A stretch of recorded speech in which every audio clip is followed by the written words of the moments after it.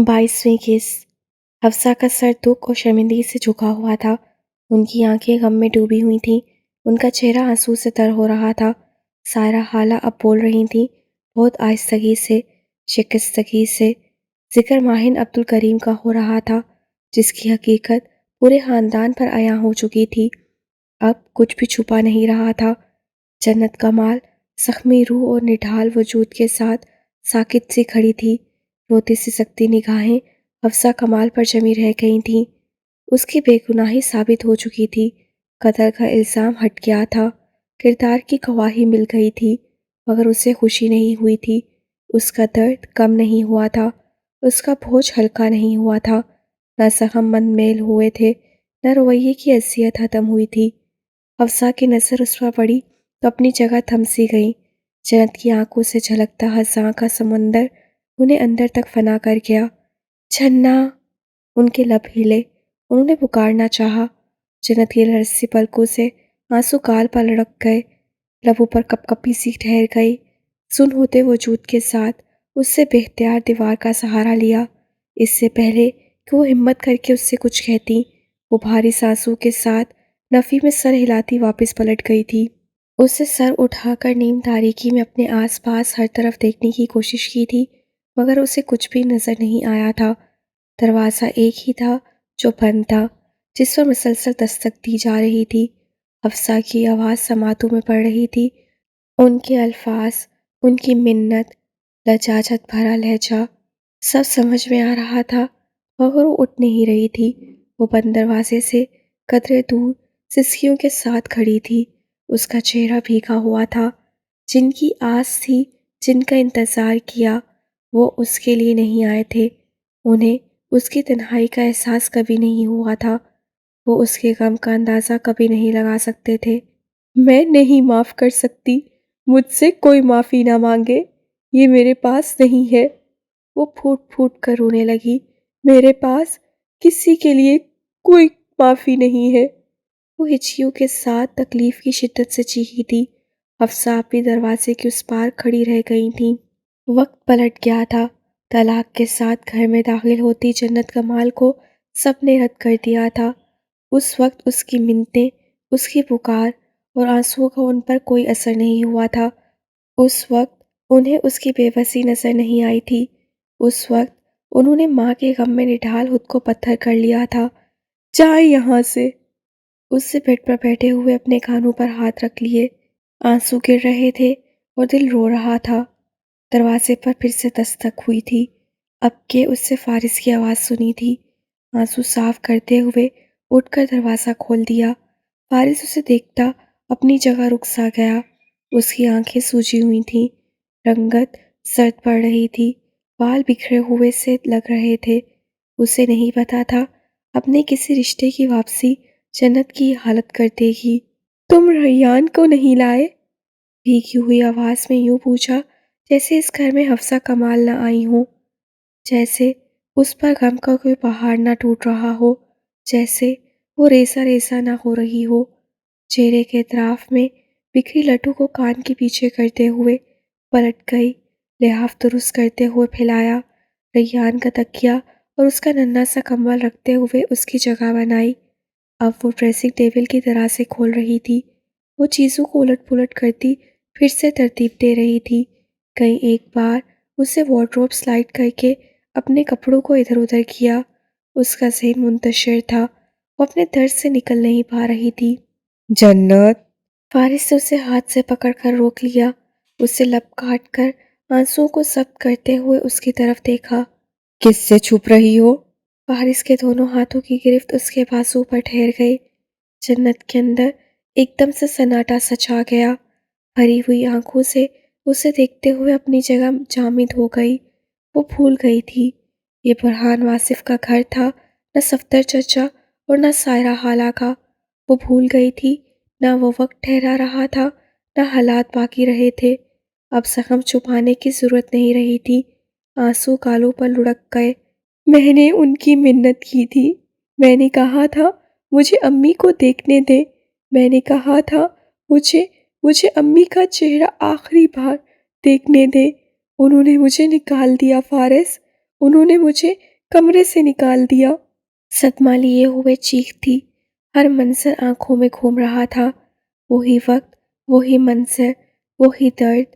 انہوں نے مجھے امی کے گھر سے نکال دیا۔ میں کہتی رہی میں غلط لڑکی نہیں ہوں، بدکار نہیں ہوں، میں نے کچھ نہیں کیا۔ وہ فارس و آشان کے سینے سے لگی بہت شدت سے رو رہی تھی۔ میں کہتی رہی، میں بار بار کہتی رہی، لیکن انہوں نے مجھے چھوڑ دیا۔ فارس، فارس کی گرفت مضبوط ہونے لگی۔ جنت کمال روتے ہوئے بولتی جا رہی تھی، ان سب نے مل کر۔ ہچکیوں کی صدمے روتے سے سکتے وہ اب بات نہیں کر پا رہی تھی۔ وہ غم سے نڈھال ایک بار پھر ٹوٹتی بکھرتی جا رہی تھی۔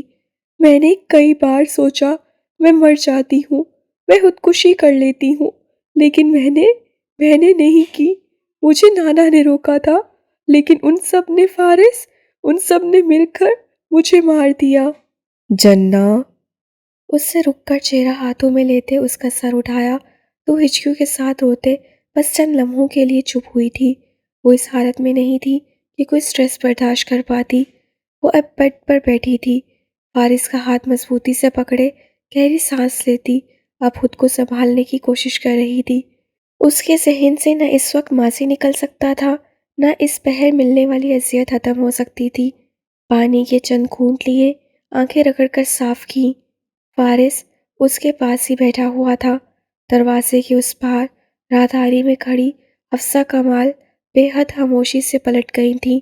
شیرازی مینشن کی وسیع اور اس کھڑکیوں کے اس پار تھرتھراتی ہوئی سرد رات بے حد تاریک ہونے لگی۔ رات کی آخری پہر کچھ اضطرابی کیفیت میں اس کی آنکھ کھل گئی تھی۔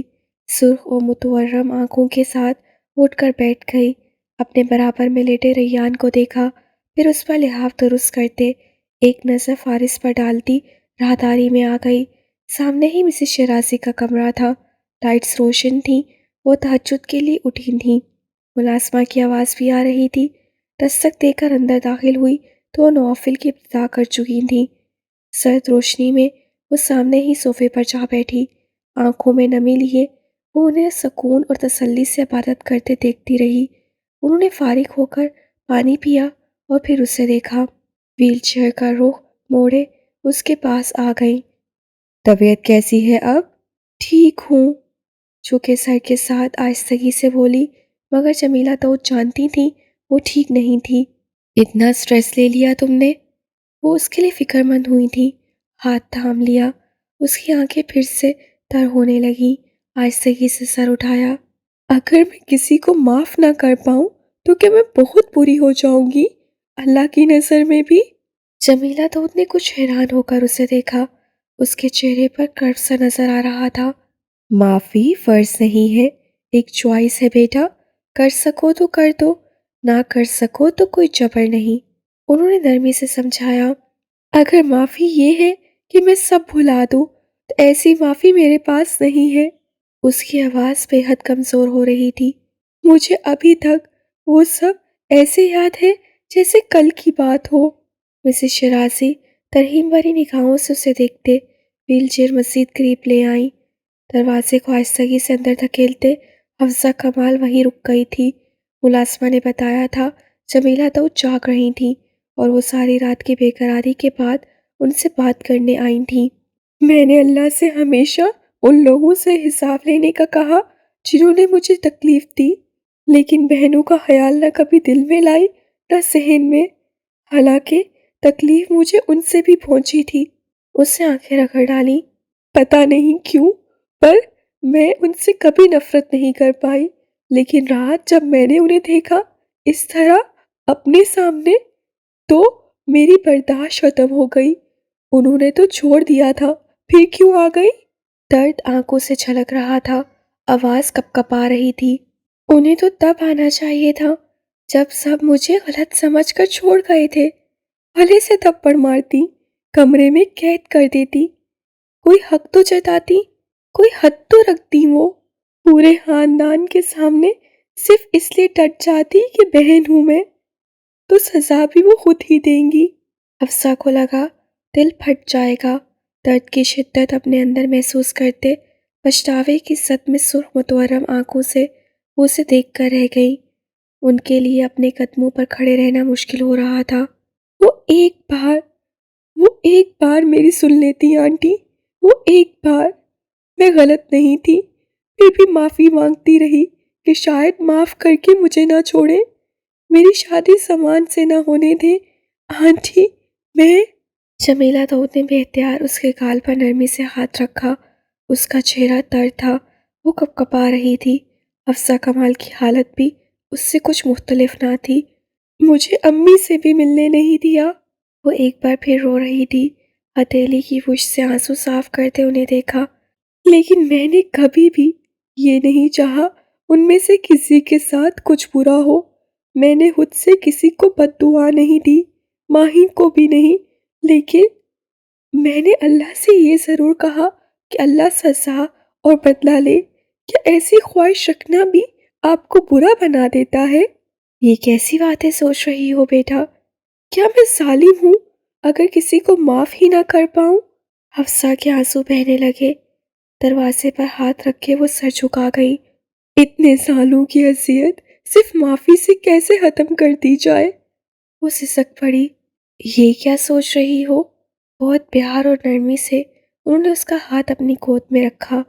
یہی تو سب سوچتے ہیں، ظلم کے بعد معافی، ہر حال میں معافی، سب ختم ہو جائے ایک ہی لمحے میں، جیسے کبھی کچھ ہوا ہی نہ ہو۔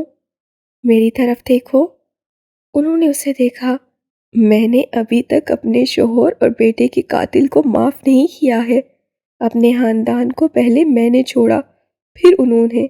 ظالم کو چھوٹ دے دو، معافی دے دو، آزاد کر دو۔ میرا دل نہیں مانا، میں نے نہیں کیا۔ وہ آنکھوں میں آنسو لیے انہیں دیکھ کر رہ گئی۔ میرے والد نے مجھ سے کہا میرا ایک ہی بیٹا ہے۔ میں نے کہا میرا بھی ایک ہی تھا جسے میں نے جنم دیا۔ ان کی آواز بھیگی۔ اپنے خاندان میں اب میں اس لیے بری ہوں کیونکہ میں اپنے قاتل بھائی کو معاف نہیں کر سکی، جبکہ یہ میرا حق ہے۔ تم بتاؤ، کیا ایک ماں کا یہ فیصلہ غلط ہے؟ جنت کا سر بے اختیار نفی میں ہلا۔ سورہ شورہ کی آیت ہے۔ ترجمہ: اور جو کوئی ظلم اٹھانے کے بعد بدلہ لے تو ان پر کوئی الزام نہیں۔ الزام تو ان پر ہے جو لوگوں پر ظلم کرتے ہیں اور ملک میں ناحق سرکشی کرتے ہیں۔ یہی ہیں جن کے لیے دردناک عذاب ہے، اور البتہ جس سے صبر کیا اور معاف کر دیا، بے شک یہ بڑی ہمت کا کام ہے۔ سورہ شورہ آیت 41، 42، 43۔ وہ آنکھوں میں آنسو لیے دم سادے انہیں دیکھ رہی تھی۔ معافی یا اپنے ظلم کا بدلہ، یہ دو راستے ہیں جو دکھا دیے گئے ہیں، یہ دونوں حل ہیں جو دے دیے ہیں۔ معافی کا اجر اس لیے عظیم ہے کیونکہ وہ بہت مشکل، بہت بھاری اور بہت بڑی بات ہے۔ وہ ہر کسی کے بس کی بات نہیں ہے، ہر کوئی اس کا بوجھ نہیں اٹھا سکتا۔ سالہ سال کی تکلیف پر یہ کہہ دینا کہ مجھے تم سے کوئی بدلہ نہیں چاہیے، یہ چھوٹی بات نہیں ہے۔ جب آپ ایسا چاہتے ہیں یا سوچتے ہیں، آپ کا دل اس وقت بھی ہزار ٹکڑوں میں بٹ جاتا ہے، لیکن کچھ لوگ ہوتے ہیں ایسے، ان میں ہمت آ جاتی ہے۔ ہم جو بھی تکلیف سہتے ہیں اس کا ہمیں اجر ملتا ہے، اور جو غلط کرتا ہے، ظلم کرتا ہے، اس کا حساب لازمی دیتا ہے، چاہے آپ بد دعا دیں یا نہ دیں۔ روانی سے بات کرتے انہوں نے ایک لمحے کا توقف کیا۔ جب ظلم کرنے والا ٹوٹ جائے، جھک جائے، اور جب وہ اپنے حصے کی سزا جھیلتے ہوئے اپنے کیے پر پچھتائے اور معافی مانگے تو معاف کر دینا چاہیے۔ زبردستی کی معافی معافی نہیں ہوتی، جو دل سے دی جائے وہ ہوتی ہے۔ اپنے خوش لبوں کو تر کرتے انہیں خاموشی سے سن رہی تھی۔ میں جانتی ہوں تمہاری بہنوں نے جو کیا وہ بہت غلط تھا، کیونکہ ان کی خاموشی سے ہی دوسروں کو اپنے ظلم کا موقع ملا۔ ان سے ایک غلطی ہوئی اور انہیں اس پر بہت پچھتاوا ہے۔ وہ بہت نرمی سے سمجھا رہی تھیں۔ حفصہ گال صاف کرتے پیچھے ہوئیں۔ جتنی اذیت وہ اپنی چھوٹی بہن کو دے چکی تھیں، اب اور نہیں دینا چاہتی تھیں۔ اب کچھ بھی ٹھیک نہیں ہو سکتا تھا، نہ وقت پلٹ سکتا تھا، نہ فیصلے بدلے جا سکتے تھے۔ وہ اپنی بہن کے ذہن سے اپنا ظلم نہیں نکال سکتی تھیں۔ شکست خوردگی کے عالم میں قدم اٹھاتی نیچے آ گئیں، کچھ دیر کمرے میں بیٹھی رہیں، روتی رہیں۔ فجر کی اذان ہونے لگی تو وضو کر کے نماز ادا کی۔ طویل سجدے میں اب اللہ کے سامنے تھیں، معافی اس گناہ کی جو بہن کے حق میں کر دیا تھا۔ کیا خالق معاف کر دے گا اگر اس کی مخلوق معاف نہ کرے؟ سجدے سے سر اٹھاتے آنسو صاف کر کے وہ مڑی اور اپنی جگہ تھم گئیں۔ جنت دروازے میں کھڑی تھی، ان کا دل ڈوب گیا، آنکھیں بھر آئیں۔ بہت انتظار کیا ہے میں نے آپ کا۔ حفصہ آنکھوں میں نمی لیے کھڑی رہ گئی۔ آپ آئیں گی اور پوچھیں گی کیا ہوا تھا جنت؟ میں سب کچھ سچ سچ بتا دوں گی اور آپ یقین کر لیں گی۔ ان کی سسکیاں بن گئیں۔ چچا کے گھر آئیں گی، خالہ کے گھر، اسلام آباد جائیں گی، لیکن آپ نہیں آئیں۔ وہ ان کی جنت، وہ چھوٹی سی معصوم سی جنت، وہ جو پھولوں جیسی تھی اور کانٹوں سے زخمی پھر رہی تھی۔ کتنا توڑ دیا انہوں نے اسے، کتنا ظلم کر دیا اس پر۔ بہت انتظار کیا میں نے۔ اس کی آنکھیں سوجی ہوئی تھیں، اس کی رنگت زرد پڑ رہی تھی، اس کے بال بکھرے ہوئے تھے۔ انہیں نہیں پتا تھا ان کی واپسی جنت کی یہ حالت کر دے گی۔ اس کا دکھ اتنا بڑھ جائے گا کہ وہ ٹوٹ کر بکھرنے لگے گی۔ جانتی ہوں بیٹا، میں جانتی ہوں، بہت غلط کیا میں نے، بہت ظلم کر دیا تم پر۔ آہستگی سے قدم اٹھاتے اس کی طرف بڑھیں۔ ڈر سا تھا وہ پھر سے گم نہ ہو جائے، ایسا نہ ہو۔ ہاتھ جھٹکتے، دور کرتے، کپ کپاتے ہاتھوں سے اس کا چہرہ ہاتھوں میں لیا، اس کے آنسو صاف کیے، اس کی پیشانی پر بکھرے بالوں کو پیچھے کیا، پھر بھینچ کر خود سے لگا لیا، بالکل ویسے ہی جیسے وہ اسے بچپن میں لگایا کرتی تھیں۔ کتنی ہی دیر تک خود سے لگائے روتی رہیں۔ فارس ان کے کمرے کے باہر کھڑا تھا، بہت کھلے دروازے سے انہیں دیکھ سکتا تھا، انہیں سن سکتا تھا۔ وہ خود رو رہی تھیں مگر جنت کو چپ کروا رہی تھیں، پھر اسے ساتھ لیے بیڈ پر بیٹھ گئی۔ اب وہ بول رہی تھیں اور وہ سن رہی تھی۔ وہ اسے نفیسہ کے آخری لمحوں کے بارے میں بتا رہی تھیں۔ نفیسہ نے اس کا نام لیا تھا، بار بار لیا تھا، وہ اسے اپنے گھر بھی بلانے والی تھیں۔ آنکھوں میں بے یقینی کا تاثر لیے، بہت تڑپ اور دکھ سے وہ انہیں دیکھ رہی تھی۔ امی نے اس کا نام لیا تھا، امی اس سے ملنا چاہتی تھیں۔ اس کی ماں، وہ آخری لمحے اس کے نام کرنا چاہتی تھیں۔ وہ ہارٹ پیشنٹ تھی، اگر ماہین وہ حرکت نہ کرتی، اگر تمہاری طلاق اور الزام سے انہیں صدمہ نہ پہنچتا، اگر یہ سب نہ ہوتا۔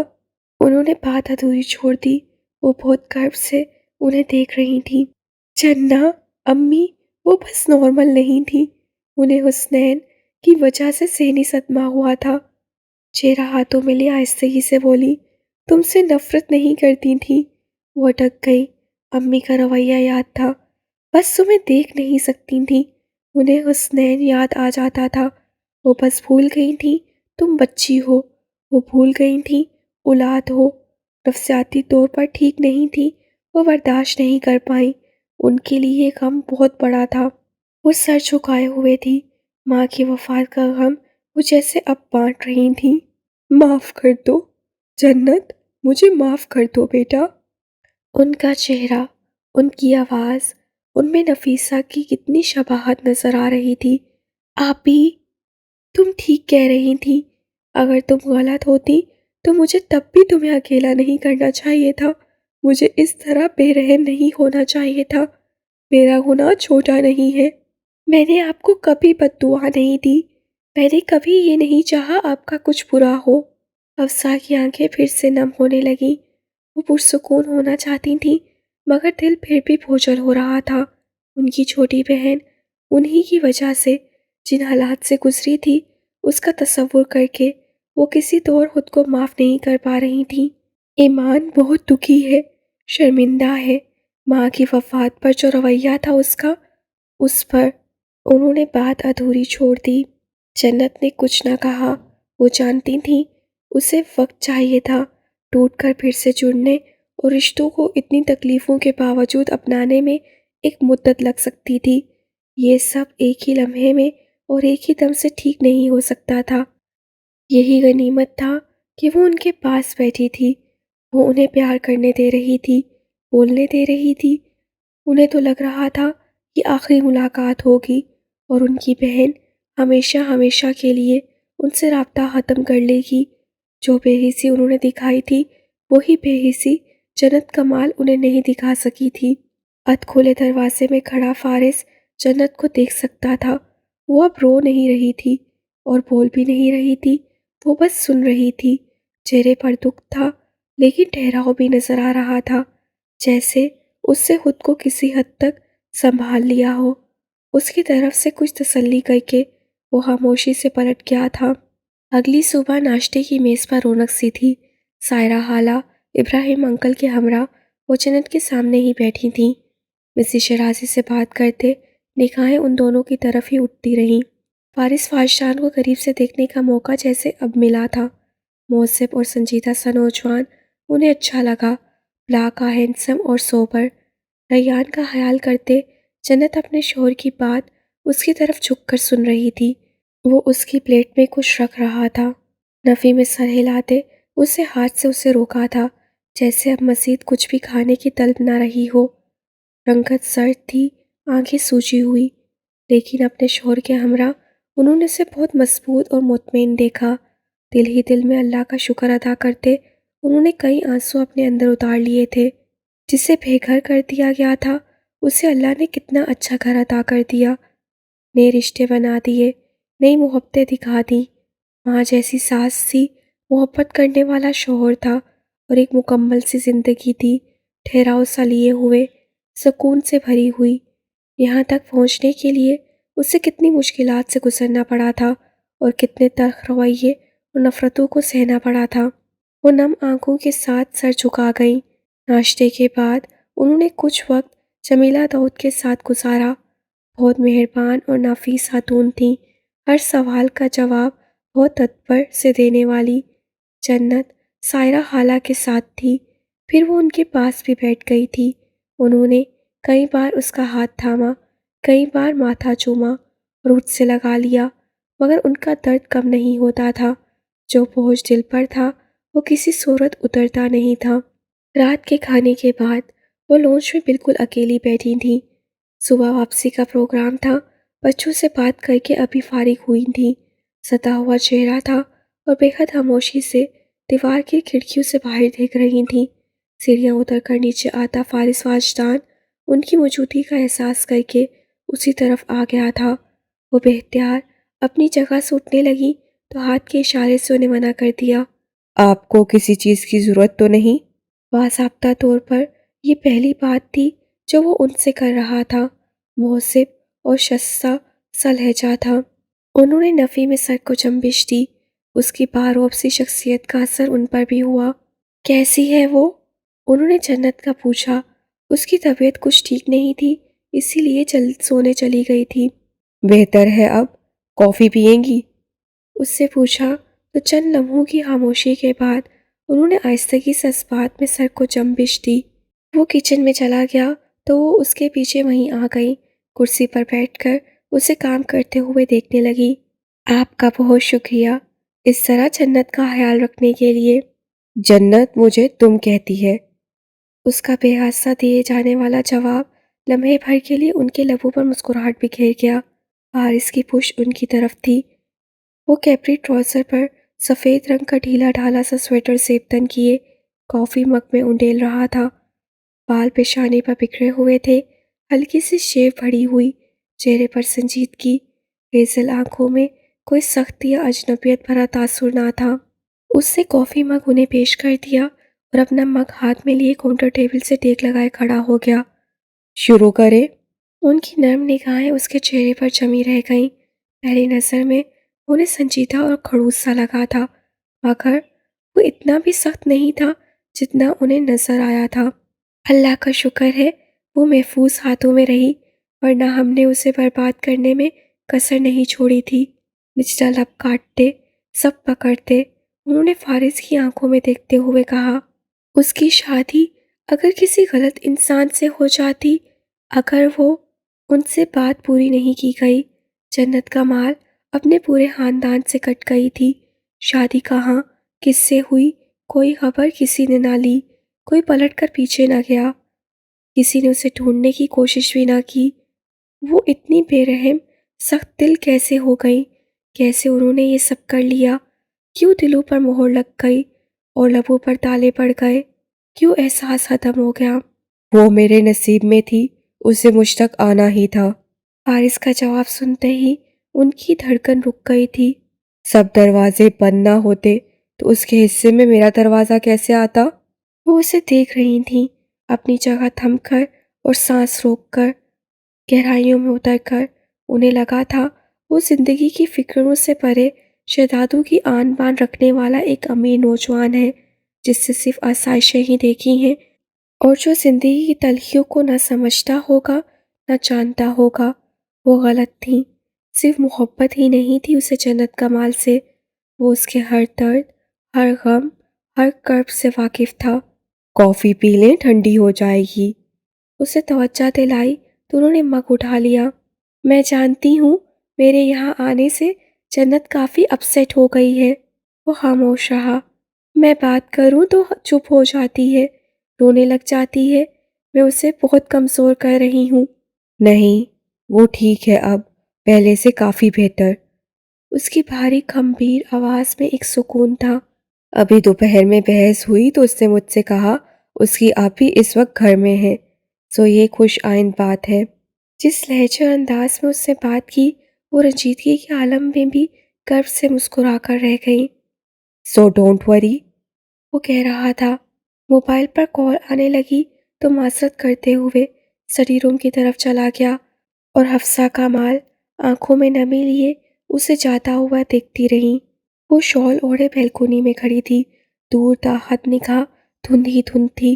سردی کا تھرتھراتا ہوا احساس رگوں میں خون منجمد کر رہا تھا۔ اس نے ہتھیلیاں رگڑ کر دونوں ہاتھ جوڑ کر ہونٹوں پر لگا لیے۔ حفصہ کمال کچھ دیر پہلے ہی لاہور کے لیے روانہ ہوئی تھیں، جانے سے پہلے کافی دیر تک اس کے پاس بیٹھی رہی تھیں۔ ان کے پاس نفیسہ کا ایک لاکٹ تھا، ان کی نماز کی چادر، ان کا قرآن اور جائے نماز بھی، وہ سونے کی چین جو ان کے گلے میں پڑی رہتی تھی اور چاندی کی ایک انگوٹھی جو انگلی میں پہنے رکھتی تھیں۔ کمال منزل کی چابی بھی تھی۔ وہ نم آنکھوں سے بس دیکھتی رہ گئی۔ باقیوں کے حصے میں ماں کی خوبصورت یادیں تھیں، محبت بھرے الفاظ تھے، زندگی سے بھرپور آواز تھی، مگر اس کے حصے میں ماں کی وہ بے جان چیزیں آئی تھیں جنہیں وہ چھو تو سکتی تھی مگر ممتا کو محسوس نہیں کر سکتی تھی۔ میں نہیں جانتی ایسا کیا ہوا کہ ان کا دل بدل گیا، شاید تمہاری دعاؤں سے، یا شاید انہیں اپنی غلطیوں کا احساس ہوا ہوگا، ورنہ اس سے پہلے انہوں نے کبھی بھی تمہارے بارے میں نہیں پوچھا تھا۔ پلکوں کی باڑ پھلانگ کر آنسو ان کی چادر پر آ گرے تھے، لیکن سکینہ سے وہ مسلسل پوچھتی رہیں، فیصلہ بھی کر لیا تمہیں گھر بلا لیں گی؟ شاید وہ جان گئی تھیں کہ درست سمت پر وہ بھی نہیں ہے، شاید انہیں بھی اندازہ ہو گیا تھا کہ اوروں سے مختلف وہ بھی نہیں ہے۔ دوسروں کے ظلم سہ سہ کر وہ بھی اندر سے بے حس ہو گئی تھیں۔ وہ بس چاہتی تھیں کوئی ایسا مل جائے جس کے سر وہ اپنی ساری بدقسمتیوں کے الزام ڈال سکے۔ وہ بس کسی طرح فرار چاہتی تھیں۔ ہم انسان، ہم یہی تو کرتے ہیں جنہ، اور شاید اسی لیے شیطان کا مکالمہ بتا دیا گیا ہے، تاکہ ہر انسان جان لے کہ اپنی غلطیوں کا بوجھ اسے خود ہی اٹھانا ہے۔ شیرازی مینشن کی بیلکونی میں کھڑے ان کے الفاظ یاد کرتے، ان کا دکھ محسوس کرتے، اس کی آنکھیں ایک بار پھر نم ہونے لگی تھیں۔ انہیں بھی معاف کر دو، بابا کو بھی معاف کر دو۔ عقب میں کمرے کا دروازہ کھول کر فارس اندر آیا تھا۔ کوٹ اتارتے ہوئے اس کی نگاہ بیلکونی میں کھڑی جنت کمال کی طرف گئی تھی۔ میں تمہیں دوبارہ نہیں کھونا چاہتی، اور یہ بھی نہیں چاہتی کہ تم انہی لوگوں میں واپس پلٹ آؤ۔ بس اتنی سی خواہش ہے کہ اور کسی کو نہ سہی اپنی بہنوں کو اپنا لو۔ نانا کہا کرتے تھے ہم 7 پریاں ہیں، اور پریاں جب کسی کٹھن سفر پر نکلتی ہیں تو اکٹھے نکلتی ہیں۔ بس اب یہ ہوا کہ ہم نے سب سے چھوٹی پری کو خود سے الگ کر دیا، اور جو کٹھن سفر ہمارا تھا وہ پھر کبھی آسان نہ ہو سکا۔ اس کی نگاہیں جھک گئی تھیں۔ میں تمہیں اپنا نمبر دے کر جا رہی ہوں، میں تمہارے پلٹنے کا انتظار کروں گی۔ میں چاہتی ہوں جو امی کا گھر ہے وہ ہم سب سے پھر سے آباد ہو جائے، اور جب کبھی ہم سب بہنیں وہاں اکٹھی ہوں تو ہمیں یہی لگے جیسے ہمارا مائکا آباد ہو گیا ہے۔ سلائڈ کھول کر فارس سے باہر قدم اٹھائے۔ وہ اپنے خیالات اور سوچ میں اتنی غرق تھی کہ اس کی موجودگی کا احساس تک نہ ہوا۔ اتنی ٹھنڈ میں باہر کیا کر رہی ہو؟ چونک کر رخ مڑا تو نگاہیں اس سے ٹکرا گئیں۔ آنسو سے تر آنکھیں سرخ ہو رہی تھیں۔ وہ بس ویسے ہی۔ اپنے تاثرات سنبھالتے ہوئے وہ مسکرائی۔ فارس سے ہاتھ تھاما تو وہ اس کے ساتھ اندر آ گئی۔ حفصہ آپی چلی گئی؟ وہ پوچھ رہا تھا۔ صبح جانے سے پہلے وہ الوداعی ملاقات کر کے گیا تھا۔ ضروری کال آ گئی تھی جسے اٹینڈ کرتے ہی وہ حیدر کے ساتھ کہیں چلا گیا تھا۔ اسوات میں سر ہلاتے اس کا کوٹ اتارا۔ کھانا لگاؤں؟ نہیں، کھانا کھا کر آیا ہوں۔ اسے اپنے ساتھ ہی بیڈ پر بٹھا لیا۔ کیا ہوا؟ پریشان لگ رہی ہو؟ نہیں تو۔ وہ مسکرائی تو چمک آنکھوں میں بھی نظر آنے لگی۔ فارس کی موجودگی میں وہ پرسکون ہو جاتی تھی۔ تو پھر چپ چاپ گمسم کیا سوچ رہی تھی؟ وہ اس کی آنکھوں میں دیکھ رہی تھی۔ ایک دم سے خیال آیا وہ صبح سے غائب تھا۔ یہی کہ میں نے ایک ورکہولک بندے سے شادی کیوں کر لی؟ یعنی کوئی نکما نالائق ہونا چاہیے تھا۔ اس نے آنکھوں میں ہفکی بھر کر اسے دیکھا۔ اب میں نے یہ بھی نہیں کہا۔ مطلب تو یہی بنتا ہے۔ تم گھر سے 7 بجے نکلے اور اب واپس آئے ہو، میری کالز بھی اٹینڈ نہیں کی۔ لیکن میسج تو کر دیا تھا کہ آنے میں دیر ہو جائے گی۔ جواب دیتا اٹھ کھڑا ہوا۔ اسلام آباد میں تو کبھی اس طرح گم نہیں ہوئے تھے، یہاں کیا خاص بات ہے؟ اب کے ذرا مشکوک ہو کر بولی۔ مصروفیت ہے، اور کیا؟ اس مصروفیت کا نام کیا ہے؟ تفتیشی انداز سے پوچھا تو فارس کے لبوں پر مسکراہٹ آ گئی۔ یہ تو کنفرم ہے کہ میری کوئی دوسری یا تیسری بیوی نہیں ہے جس کے پاس میں جاؤں۔ ہو بھی سکتی ہے۔ جنت کمال بے حد سنجیدہ تھی۔ کتنا شک کرتی ہو تم؟ جس طرح کی حرکتیں تم کر رہے ہو اس پر شک نہیں، بہت سارے شک بنتے ہیں۔ وہ ڈریسنگ روم کا دروازہ سلائڈ کرتا دائیں جانب مڑ گیا۔ وہ کپڑے بدلنا چاہتا تھا۔ خیال نہیں تھا ناراضیاں لیے جنت پیچھے ہی اندر آ جائے گی۔ جس شرٹ کے بٹن کھول رہا تھا اس شرٹ کی کفلنگز پر خون لگا تھا۔ جنت تھک سے رہ گئی۔ تم زخمی ہو؟ نہیں نہیں، کچھ نہیں ہوا مجھے۔ وہ ہڑبڑا کر تیزی سے بولا۔ تم نے جنید لاشاری کو جیل بھیج کر بہت سے دشمن اکٹھے کر لیے ہیں، شاید ہمیں کوئٹہ آنا ہی نہیں چاہیے تھا۔ جنت، میں ٹھیک ہوں۔ کیا تم نے کوئی بندہ مار دیا؟ جنت کا دانا ہاتھ سینے پر آ ٹھہرا۔ وہ اس کی سن نہیں رہی تھی۔ نہیں، فار گاڈ سیک۔ یہاں کیا ہوا ہے؟ تم سچ میں زخمی ہو؟ ہاتھ پکڑ کر ٹٹولنا چاہا۔ وہ تسلی کرنا چاہتی تھی اس کا شوہر ٹھیک ہے۔ میرا ایک آدمی زخمی ہو گیا تھا، یہ اس کی وجہ سے۔ کفس ہٹا کر اسے دکھایا کوئی زخم چوٹ کچھ نہیں۔ تمہارا آدمی زخمی ہو گیا تھا؟ صدمہ۔ کسی نے تم پر حملہ کیا؟ جنت، کیا فائرنگ ہوئی تھی؟ کون تھے وہ لوگ؟ کیا مسئلہ ہوا؟ کچھ نہیں ہوا، ریلیکس کرو۔ تم مجھ سے اب کچھ نہیں چھپا سکتے، سچ سچ بتاؤ کیا ہوا؟ وہ کچھ سن نہیں رہی تھی۔ فارس سے کندھوں سے پکڑ کر آہستگی سے کھینچتے ہوئے ڈریسنگ روم سے باہر نکال دیا۔ دروازہ بند ہوا تو جنت ہکا بکا کھڑی رہ گئی۔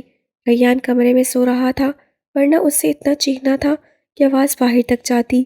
غصہ ایسا شدید کہ سلگ کر منہ بنائے سونے کے لیے لیٹ گئی، تکیے وغیرہ پھیلا کر بیڈ کی وسط میں، تاکہ موصوف کو سونے کی جگہ بھی نہ ملے۔